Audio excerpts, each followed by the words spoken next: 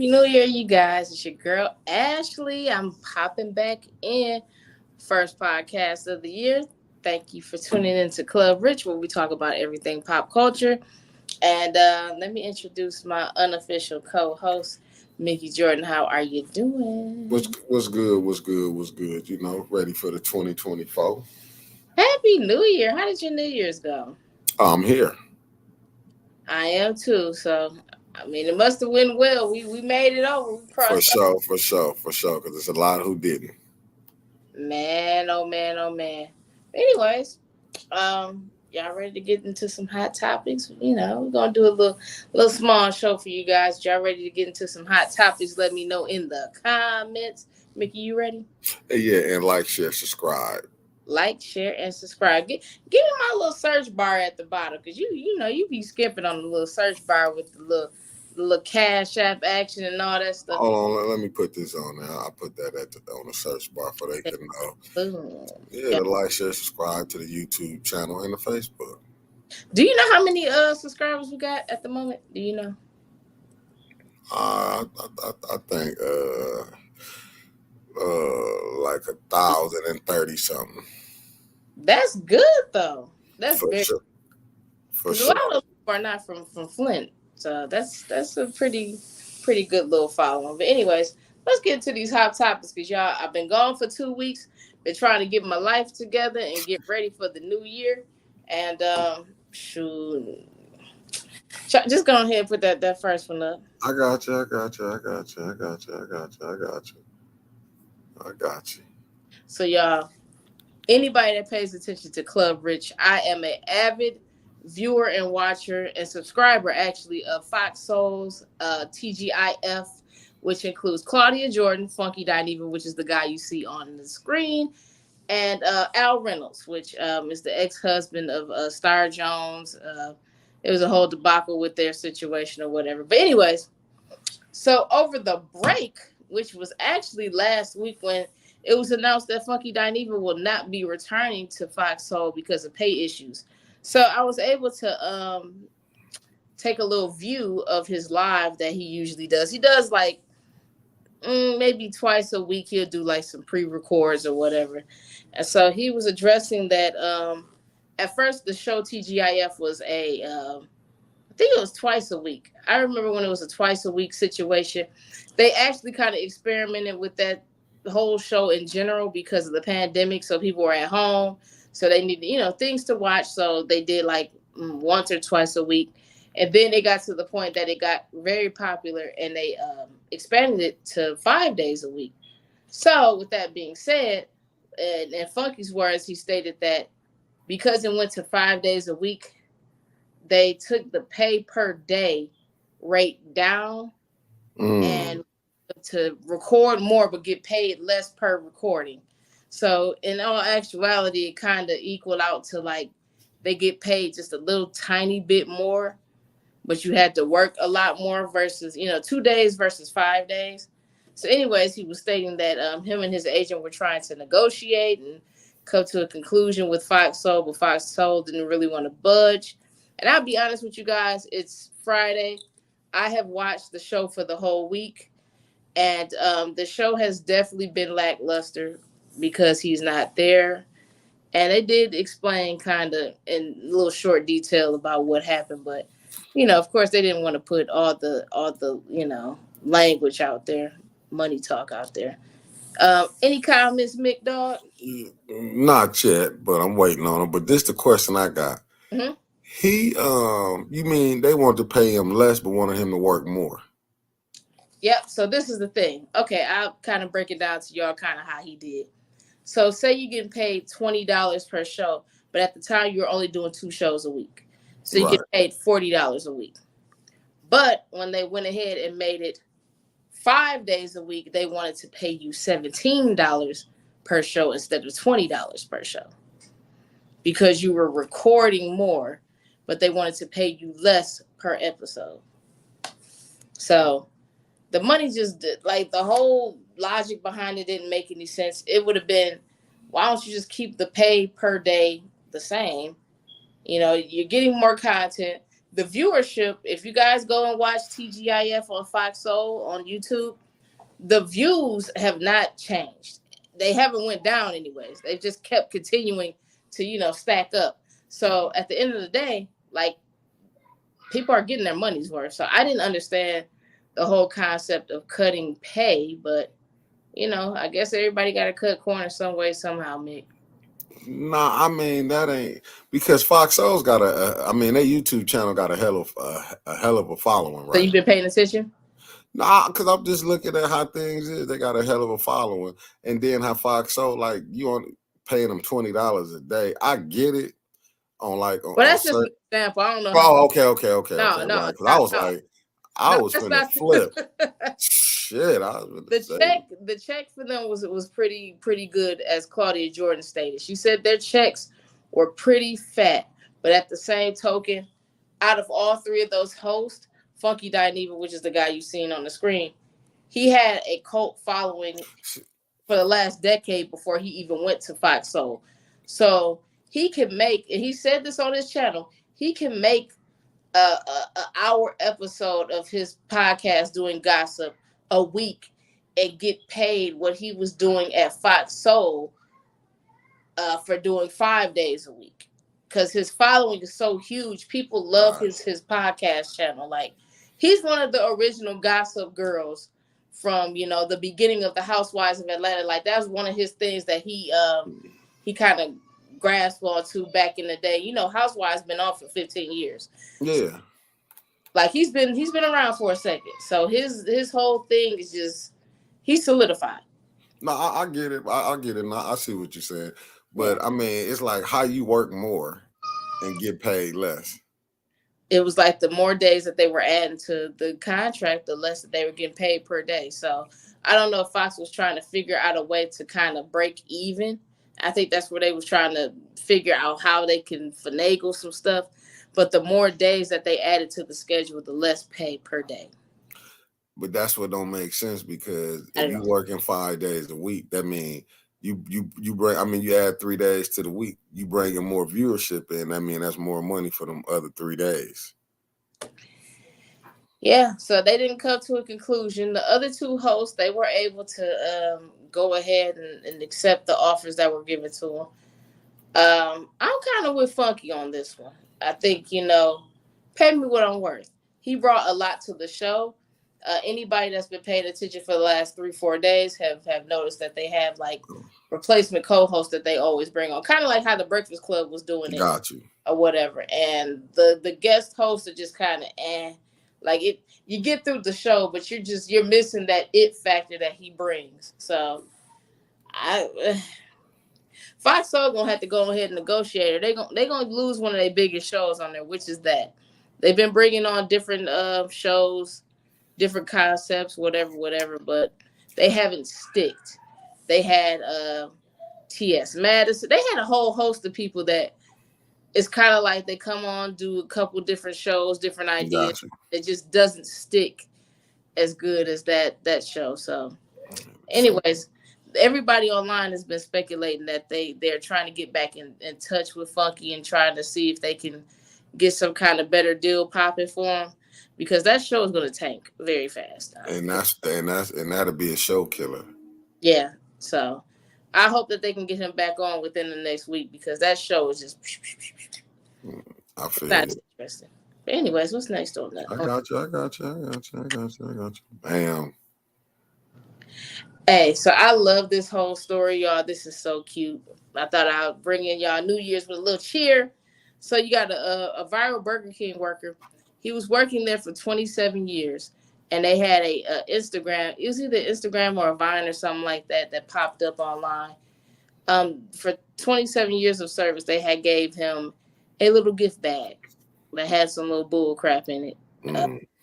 No raise, no nothing. Just a little mini gift bag. Looked like something for a happy birthday type deal. And here you go. Boom. So anyway, somebody had made a GoFundMe page, and he was able to raise $20,000+. I don't know the exact figure, but of course, what you would call it? They got their cut. What did you call it? GoFundMe. They got their cut, Right. and the rest he was able to buy an actual home with it. The home looks very cozy, looks nice, whatever, but I thought that was just an interesting story because that man had been working there, like I said, for 27 years, and that's all that he was given was a little gift bag. Wow. Yep. So you know how we always say, take them PTO days. When y'all had them PTOs and y'all be waiting and waiting and waiting, y'all better start taking them. Cause child, you drop dead today and they have somebody in your spot tomorrow morning. You better get hip. 27 years though, and that's the bag they gave him. A goodie bag. It was a goodie bag, literally a goodie bag. Y'all check it out online. Go on YouTube and look up the Burger King guy. Oh dang, I dropped my phone. Look up the Burger King guy that was there for 27 years, and they gave him a gift bag. That was a Wow. surprise. Well, I'm glad somebody did a GoFundMe for him because that's terrible. I never realized how much GoFundMe gets out of certain situations until I seen that. Like, they got a nice chunk out of the money that he made. Oh yeah, they're gonna get their percentage. Oh no. Anyways, You ain't going for it. I'm not. Don't make me no GoFundMe. Like, I had a associate not too long ago that she passed unexpectedly, Hmm. and they had made a GoFundMe for her, and a lot of people donated it. No, donated to it for her funeral costs and all that kind of stuff. Right.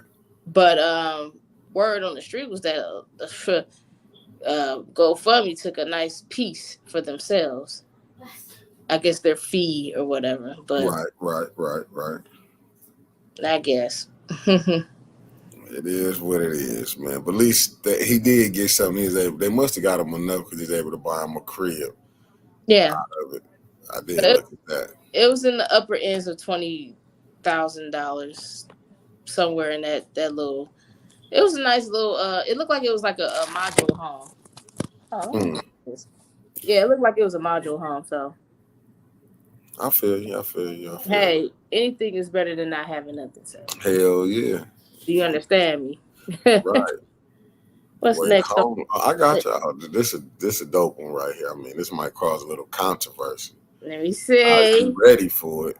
Because this shook up the I already know. yeah. Okay, I'm just making sure. Child, look, y'all. So I be at work for 9 hours a day, right? I popped in my headphones. I wasn't looking at my phone, but I popped in my headphones. Club Shay Shay got maybe the best episode that they have yet with Cat Williams. It was 2 hours. I only got through an hour and a half. I still have a half an hour to go, but I think I got through all the juice and the gook and all. This then blew him up. Did you see the views it got? Somebody said within 4 hours we was past a million. Within Mm, 4 hours we was past a million. man. I ain't even gonna go off on the headlines that's on here. I'll give y'all a very short but descriptive um outline of shit. I'm gonna tell you how many views it got. Let me tell you how Tell many me right views it now. got. Tell me right now, because I don't know. 9.4 million. It was at the 9.4. This morning it was at a mil plus. This morning. I'm talking about 9, 10 o'clock this morning. Um, this is what I got from the interview. And anybody that does not know what's going on. Comedian Cat Williams came on to Club Shay Shay with Shannon Sharp. And before they could even like introduce Cat Williams, he was on pure bullshit. Oh, Um, he was able to go down the list. Now, for one, he did tell about his background, how he got into comedy. He said he was 13 years old, moved to Florida. His family was kind of on the kooky side, so he got away from them and made a life for himself and was able to flourish, basically. He went on to his start at Comic View. He went towards, the Friday franchise when he did Money Mike and what was it, Friday After Next, and that was like in 2002, I believe, 2003, something like that. Um, right. and then all the comedy shows he's done. He's actually touring right now. But anyways, some of the biggest headline in this interview was he claimed that Cedric the Entertainer allegedly stole a joke from him. Now I'll be honest with y'all. Somebody posted Cat's clip Right. and posted Cedric's clip. Cedric don't look too good in this situation. I don't care how his response is. His response was just brushing it off, like, yeah, pray for Cat, this, that, and the other. But the facts is the facts is the facts. So from what I've seen, Cat did a episode of BET's Comic View back in 98, 99. The Kings of Comedy came out in what, 99, 2000, around that realm or whatever. So very close in proximity. So anybody that knows the Kings of Comedy, because I didn't watch it so many times, Cedric got a joke, his closing joke, that kind of takes a minute to kind of catch up to everybody about black folks driving up to the moon. Mm-hmm. And this same joke was told by Cat Williams on Comic View prior to the Kings of Comedy coming out. So anybody that does their research and go back to like Instagram, Instagram, they famous for pulling up some old stuff. Mm-hmm. It's the same joke. But did you watch Scrantro when he talked about it? Remember the guy that played and how high he was? He was the junior pimp for Mike Epps. Yeah. Okay. Scrantro is another comedian. Scrantro, he he gave TK Kirkland the business at one point in time. We ain't gonna go into that because I think they said Scrantro hit TK Kirkland in the back of the head with a lead pipe. Not a man. What's the name? He could have hurt that man. Hit him in the back of the head with a lead pipe. Was TK Kirkland was dating a woman that Scrantro had previously dated. That's allegedly, but he told the story on Corey Holcomb's podcast, 5150. Did you ever watch that episode? Oh yeah, I watched. I'm up on it. But anyways, Scrantro has been in the community for a while, to the comedy community, and I don't understand. I kind of understand why he hasn't had his big break yet, because he's problematic. He's very problematic. He's passionate about how he feels about stuff, but you know how somebody is passionate about something, but they don't know how to express it without it coming off as, But yeah, I seen the podcast with Scrantro earlier, and it's quite a few people actually that's backing up Cat Williams on some of the things that he's saying. He also stated that he felt like Steve Harvey stole his backstory. Right. He said that Steve Harvey never was homeless, even though Steve Harvey stated that he lived with a couple down south while he was getting his big break 30 plus years ago. And yeah, he said he lied about that. It was, man, y'all got time? I need y'all to go on this Cat Williams interview. Now, this is my question. I want y'all to put it in the chat. Do y'all think that Cat Williams was very sober during this interview, even though he was drinking with Shannon Sharpe? Do y'all think that he was in a sound mind? I'll say that, sound mind, to give this interview, or do you think it was some influences? Because Cat Williams said in an interview that when people were stating that he was on drugs, doing coke, whatever, he wasn't. Like, he said that in the interview.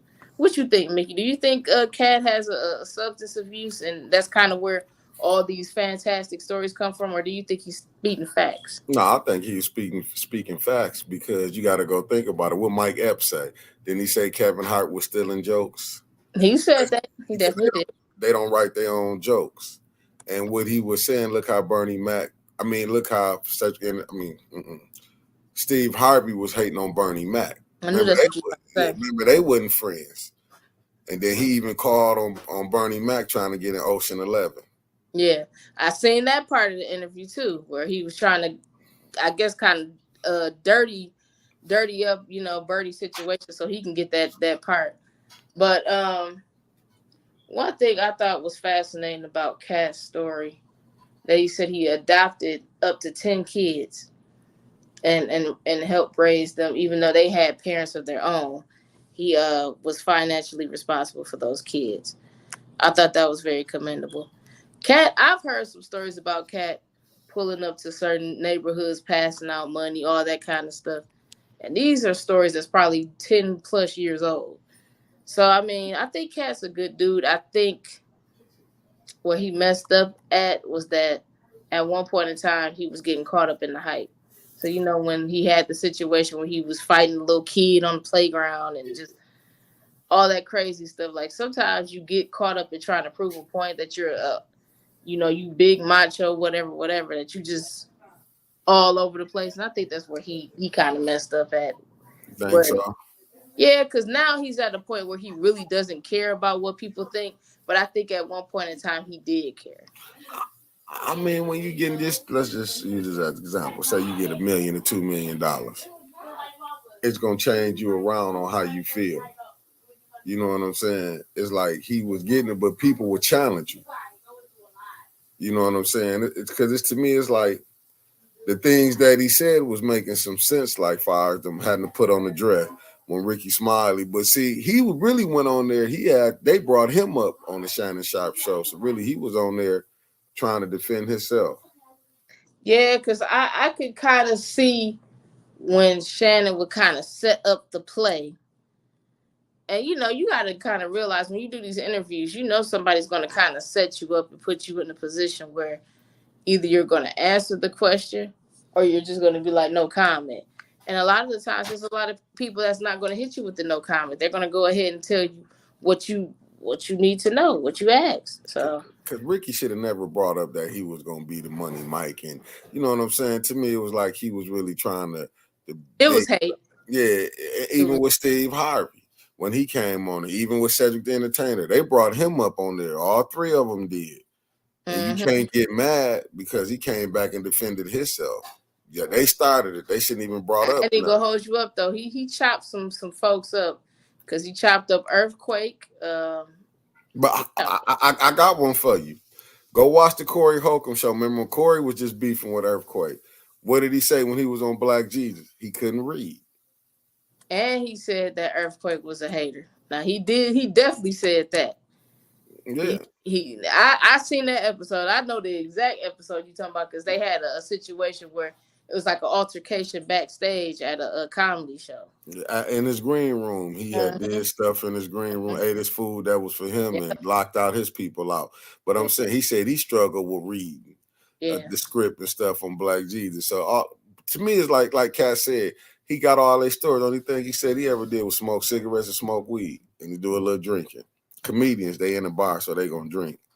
Yeah, so they made it kind of seem like Cat was just even though Cat did do stuff that was kind of outside the box. I think if he was a little more level headed instead of trying to prove something at one point in time, now I think he's settling into his skin and he's just like, hey, I'm here. You like me, you like me. If you don't, F you.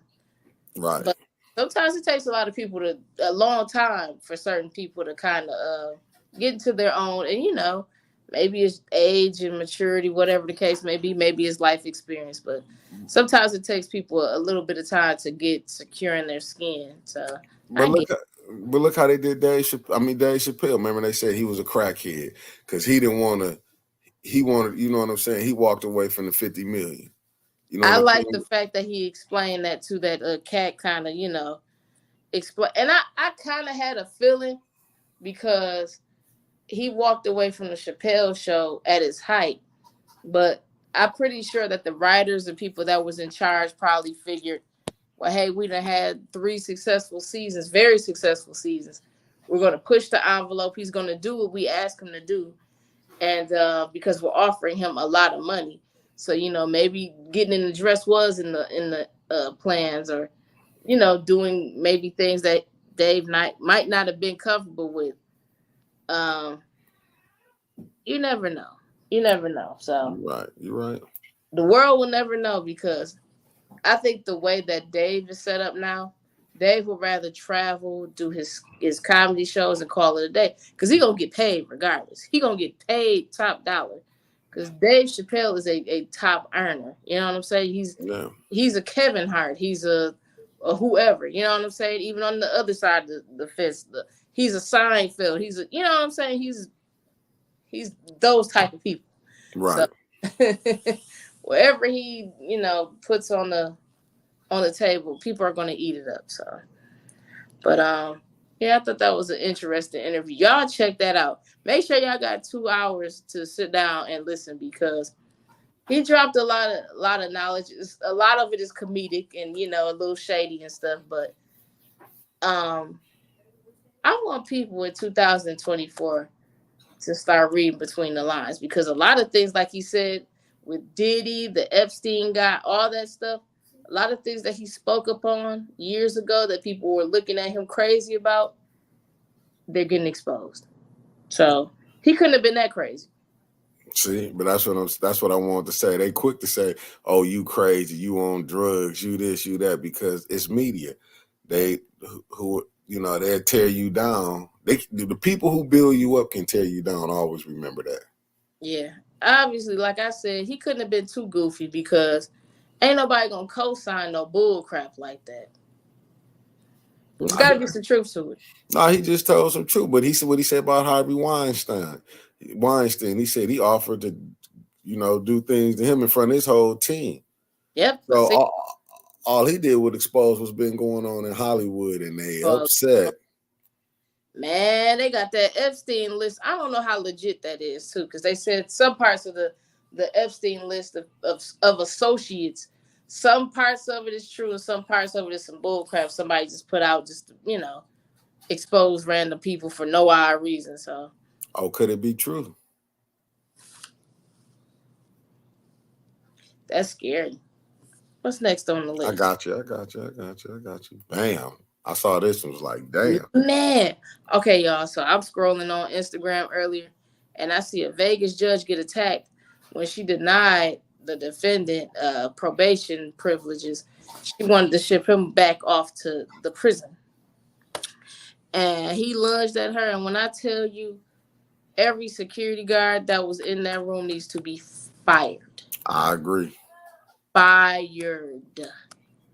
Because he was able to choke her out. How slow do you have to be to be close enough to somebody where you could break up something, but you are taking your sweet time to get to the fight? I think I don't think they like that judge too much. That was my thing. I think that judge then ruffled some feathers in a certain way because the fact that they kind of skated a little bit before they got in the middle of that confrontation, I don't know. What you think, Nick?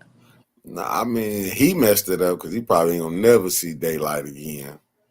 You done choked out a judge, yeah. But them judges, they do talk. When they feel you're a criminal, man, they gonna talk to you like you ain't nothing. And they gonna throw the book at you if you look a way that they don't want you to look either. And you get where I'm going with that. Yes, yes, yes, ma'am. So, It yeah. was a learning lesson. I bet you she'll learn this time. I'm gonna keep y'all updated on that guy and find out exactly what was his fate because I want to know. Life. Was that was a possibility, or can we get 25 years and then maybe after 25 we could talk? Like, Godly, you act like 25 years ain't nothing. Shit. I mean, it's better than the rest of your I, life. I feel you, but shit, 25 years, Lord. That's Mm-mm. that is. Who got enough time they can get them? Just give them that. All right, Mm-mm. y'all. So before we pop off, I want y'all to get in the comments. I want to hear y'all New Year's resolutions because, child, 2023 was a hell of a year for me. It was a very dramatic and just it was stressful. I had some highs, some extreme lows. I feel like 2024 is that year for me where I'm like willing to let go of my reservations.